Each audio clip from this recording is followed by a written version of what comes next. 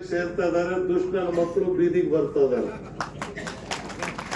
ಇವತ್ತು ಅದಕ್ಕೆ ಬಸವಣ್ಣಲ್ಲಿ ಅವತ್ತೇ ಹೇಳಿದ್ದ, ಸಾರ ಸಜ್ಜನರ ಸಂಘ ಮಾಡುವುದು ದುರದುಂಟರ ಸಂಘ ಬೇಡವಯ್ಯ, ಹಾವು ಹಾವಾದರೇನು ವಿಷವಂದೇ ಅಂತವರ ಸಂಘ ಬೇಡವಯ್ಯ, ಅಂತರಂಗ ಶುದ್ಧಿವಿಲ್ಲದವರ ಸಂಘ ಸಿಂಗಿ ಕಾಣಕೂಟ ವಿಷವೂ ಕೂಡಲ ಸಂಗಮದೇವ. ಇವತ್ತು ನೀವು ಅಂತರಾತ್ಮವನ್ನ ಶುದ್ಧಿಯಾಗಿಟ್ಕೊಂಡು ಸ್ವಾಮೀಜಿಯವರ ಈ ಕಾರ್ಯಕ್ರಮದಲ್ಲಿ ಭಾರಿ ಕ್ರಾಂತಿಕಾರಿಯಾಗಿರ್ತಕ್ಕಂಥ ಸ್ವಾಮಿಗಳಿವೆ. ಇವತ್ತು ಇಂಥ ಸ್ವಾಮಿಗಳು ನಾಡಿಗೆ ಅಗತ್ಯವಾಗಿರ್ತಕ್ಕಂಥದ್ದು. ಸಮಾಜ ಪರಿವರ್ತನೆ ಆಗಬೇಕು. ನನ್ನ ಜೀವನದ ಪೂರ್ಣವಾದಂತ ಉದ್ದೇಶ ಸಮಾಜದಲ್ಲಿ ಇರ್ತಕ್ಕಂಥ ತುಳಿಯಲ್ಪಟ್ಟಿರ್ತಕ್ಕಂಥ ಸಮಗಾರ ಹರಳಯ್ಯ ಮಾದರ ಚೆನ್ನಯ್ಯ ಅವನಮ್ಮ ಅಣ್ಣಯ್ಯ ಓ ಎಂದು ಕರೆಯಲಿ ಕೂಡಲ ಸಂಗಯ್ಯ ಅಂತೇಳಿ 12ನೇ ಶತಮಾನದಲ್ಲಿ ಬಸವಣ್ಣ ಕೂಗದ. ನಾನು ರಾಜಕಾರಣಕ್ಕೆ ಬಂದಾಗ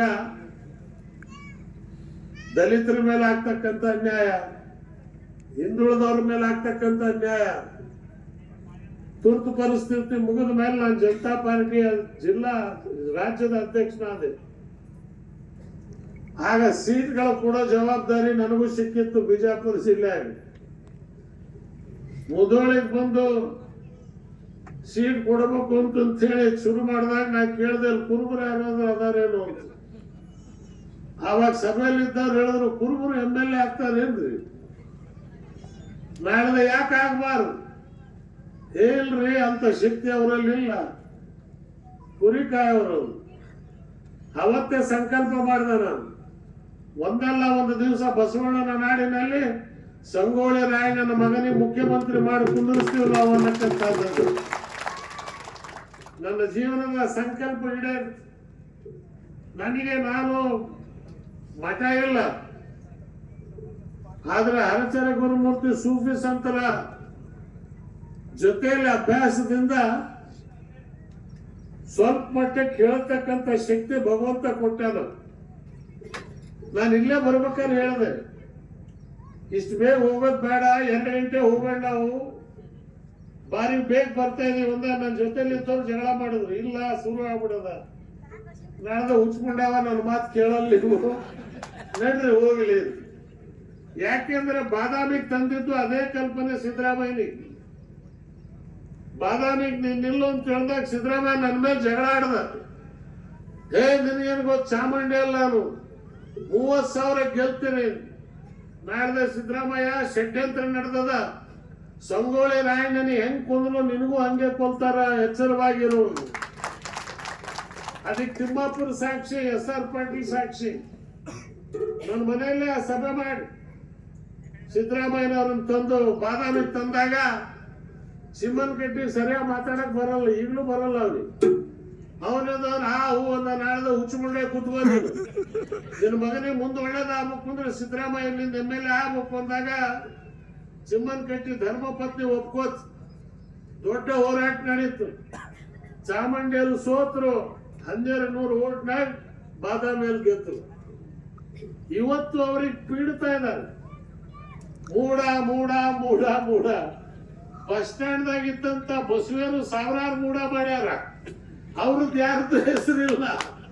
ಆದ್ರೆ ಇಲ್ಲೋ ಪ್ರಾಮಾಣಿಕವಾದಂತ ವ್ಯಕ್ತಿ ತಾನೆಂದು ಒಂದು ರುಚಿ ಹಾಕಿಲ್ಲ. ನಾನು ದುರ್ದೈವ, ನಾನು ಸಿದ್ದರಾಮಯ್ಯ ಸ್ವಲ್ಪ ದೈಹಿಕವಾಗಿ ದೂರವಾದ್ವಿ, ಆದ್ರೆ ಮಾನಸಿಕವಾಗಿ ನಾವು ಜೊತೆಯಲ್ಲೇ ಇದ್ದೇವೆ. ನಾನು ಇದ್ದಿದ್ರೆ ಈ ಮೂಡಾನೆಲ್ಲ ರಪ್ ಮಾಡಕ್ಕೂ ಬಿಡ್ತಿರ್ಲಿಲ್ಲ. ಅಲ್ಲೇ ಅದನ್ನು ಹೇಳ್ತಿದ್ದೆ, ಹೋಗ್ರಲ್ಲಿ 14 ಸೈಟ್ ಇಟ್ಕೋರಿ ನೀವು, ನನ್ನ ಜಾಗ ನಾನು ಹೆಂಡ್ತಿದ್ದಲ್ಲ, ವಿಚಾರ ಮಾಡಿ ನೀವೇ ಕೊಡ್ರಿ. ಈ ರಾಜ್ಯದ ಮುಖ್ಯಮಂತ್ರಿ ನನಗೆ 60 ಕೋಟಿ ಅಲ್ಲ, ಜನರ ಬಳಿ ಕೇಳಿದ್ರೆ 1000 ಕೋಟಿ ಕರ್ನಾಟಕದ ಜನ ನನಗೆ ಕೊಡ್ತಾರ, ವಿಶ್ವಾಸ ನನಗದ. ಆ ಒಂದ್ ಸ್ಟೇಟ್ಮೆಂಟ್ ಅವತ್ತು ಬಂದಿದ್ರೆ ಇವತ್ತು ಇರ್ತಾನೆ ಇರಲಿಲ್ಲ ಏನು. ಆದ್ರೆ ದುರ್ದೈವ ಇವತ್ತು ರಾಜಕಾರಣದಾಗ ಮೇಲು ಮೇಲು ಏಲು ಮೇಲು ನಡೀತಾನೆ ಅದ. ಚಿಂತೆ ಮಾಡಬೇಡ್ರಿ, ಜನವರಿಂದ ಒಳ್ಳೆ ಕಾಲ ಕರ್ನಾಟಕ ರಾಜ್ಯಕ್ಕೆ ಬರತ್ ಸಂಕಲ್ಪ ಮಾಡಿ ಹೇಳೋಗ್ತಾ ಇದ್ದೇನೆ ನಾನು ಇವತ್ತಿನ ದಿವಸ. ಯಾಕಂತ ಹೇಳಿದ್ರೆ ನನಗೆ ಬೇರೆ ಏನು ಆಸೆ ಉಳಿದಿಲ್ಲ. ನನಗಿರ್ತಕ್ಕಂಥ ಆಸೆ ಉತ್ತಮವಾಗಿರ್ತಕ್ಕಂಥ ಜನರ ಆಡಳಿತ ಬರಬೇಕು. ಸಿದ್ದರಾಮಯ್ಯ ಒಬ್ಬ ಪ್ರಾಮಾಣಿಕವಾದಂತ ವ್ಯಕ್ತಿ. ಅವ್ನು ದುಡ್ಡು ಮಾಡ್ಬೇಕಾದ್ರೆ ಸಾವಿರಾರು ಕೋಟಿ ಎಂದೋ ಮಾಡಬಹುದಾಗಿತ್ತು. ಆದ್ರೆ ಸಿದ್ದರಾಮಯ್ಯನಿಗೆ ದುಡ್ಡಿನ ಆಸೆ ಇಲ್ಲ. ಸಿದ್ದರಾಮಯ್ಯನಿಗೆ ಇರ್ತಕ್ಕಂಥ ಒಂದೇ ಆಸೆ, ಈ ರಾಜ್ಯದ ಜನ ಎರಡೊತ್ತು ಹೊಟ್ಟುಂಡು ಊಟ ಮಾಡಿ ಮಲಗಬೇಕು, ಅದನ್ನ ನಾವು ಕಣ್ಣಾರೆ ಕಾಣಬೇಕು. ಅದನ್ನೇ ಇಷ್ಟೆಲ್ಲ ಭಾಗ್ಯಗಳು ಕಂಡಿರ್ತಕ್ಕಂಥದ್ದು. ಎಲ್ಲ ಭಾಗ್ಯ ಸರಿಯಾಗಿದೆ. ಆ ಹೆಣ್ಮಕ್ಳಿಗೆ ಫ್ರೀ ಬಸ್ ಪಾಸ್ ಕೊಟ್ಟಿರೋದು ತಪ್ಪಾಗ್ಯದ. ಯಾಕಂದ್ರೆ ಗಂಡಂದ್ರಿಗೆ ಸಿಗ್ತಾನೆ ಇಲ್ಲ. ಅವ್ರು ಮಾವನ ಮನೆ ಹೋದೆ, ದೊಡ್ಡಪ್ಪನ ಮನೆ ಹೋದೆ, ಚಿಕ್ಕಪ್ಪನ ಮನೆ ಹೋದ, ಫ್ರೀ ಬಸ್ ಅದ ಅಂತ ಹತ್ಕೊಂಡು ಹೋಗಿತ್ತು. ಸೊ ಹಾಗಾಗಿ ಇವತ್ತು ರಾಜ್ಯದಲ್ಲಿ 2,000 ರೂಪಾಯಿ ಗೃಹಲಕ್ಷ್ಮಿ ಯೋಜನೆ ಇವತ್ತು ಎಲ್ಲ ಹೆಣ್ಮಕ್ಳಿಗೆ ಸೇರ್ತಕ್ಕ ಈ ಚಿಂತೆ ಯಾರಿಗೆ ಬರುತ್ತೆ? ಬಡವರ ಬಗ್ಗೆ ಕಾಳಜಿ ಯಾರಿಗಿರುತ್ತೆ? ಯಾರು ಬಡತನದಲ್ಲಿ ಹುಟ್ಟಿದಾರೋ ಅವ್ರಿಗೆ ಮಾತ್ರ ಈ ಚಿಂತನೆ ಬರುತ್ತೆ ಹೊರತು ದೊಡ್ಡ ಮಂತನದಲ್ಲಿ ಹುಟ್ಟಾಗ್ತಾವ ಸಾವುಕಾರ ಮನೆಯಲ್ಲಿ ಹುಟ್ಟಿದವರಿಗೆ ಈ ಚಿಂತೆ ಬರಕ್ ಸಾಧ್ಯ ಇಲ್ಲ. ಆದ್ರಿಂದ ಇವತ್ತು ಭಾರಿ ಸಂತೋಷ ನನಗೆ.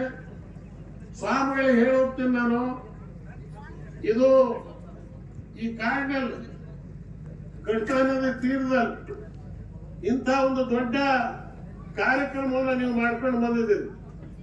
ಜೋರಾಗಿ ಇದನ್ನ ಉದ್ಧಾರ ಮಾಡಿ ಬೆಳೆಸಿದ್ದೀರಿ. ಕರ್ನಾಟಕ ರಾಜ್ಯದಲ್ಲಿ ಮಠಗಳಿಂದಲೇ ಇವತ್ತು ಕರ್ನಾಟಕದ 6 ಕೋಟಿ ಕನ್ನಡಿಗರಿಗೆ ಇವತ್ತಿನ ದಿವಸ ಅನ್ನದ ದಾಸೋಹ, ವಿದ್ಯಾ ದಾಸೋಹ ಸಿಕ್ಕಿರ್ತಕ್ಕಂಥದ್ದು. ಅದನ್ನ ನಾನು ಯಾವತ್ತೂ ಹೇಳ್ತೇನೆ, ಇವತ್ತು ಮಠಗಳನ್ನು ಕಡೆಗಣಿಸಬೇಡ್ರಿ. ಇದು ದಾಸೋಹದ ಪದ್ಧತಿ ಉತ್ತರ ಭಾರತದಲ್ಲಿ ಎಲ್ಲೂ ಇಂಥ ಮಠಗಳಿಲ್ಲ. ಅಲ್ಲಿ ಏನಿದ್ರು ರಾಮನಾಮ ಜಪನ ಪರಾಯಮ ಲಪನ ಅವರೇ ಜನ ಹಾಕೋತಾರೆ ಹೊರತು ದಾಸೋಹದ ಪದ್ಧತಿ ಉತ್ತರ ಭಾರತದಾಗ ಹುಡುಕಿದ್ರು ಸಿಗೋದಿಲ್ಲ. ಇಲ್ಲಿ ನಮ್ಮ ಜಿಲ್ಲೆಯಲ್ಲಿ ಹೋದ್ರು ಕೂಡ ಅನ್ನದ ದಾಸೋಹ, ವಿದ್ಯಾ ದಾಸೋಹ ಇದೆ. ಯಾಕೆ? ಹರಚರ ಮೂರ್ತಿಗಳನ್ನ ಜನ್ಮ ಕೊಟ್ಟಂತ ನಾಡಿದು. ಕುಲವೆಂದು ಬಡದಾಡಿದ್ರಿ, ನಿಮ್ಮ ಕುಲದ ನೆಲೆ ಏನಾದ್ರೂ ಬಲ್ಲಿರ ಕನಕದಾಸನಿಗೆ ಜನ್ಮ ಕೊಟ್ಟಂತ ನಾಡಿದು ಕರ್ನಾಟಕ ನಾಡು. ಇವತ್ತು ನಾವು ಧನ್ಯರು. ಆದ್ರಿಂದ ಶ್ರೀಮಾನ್ ಶಿವಾನಂದ ಪಾಟೀಲ್ ಅವರು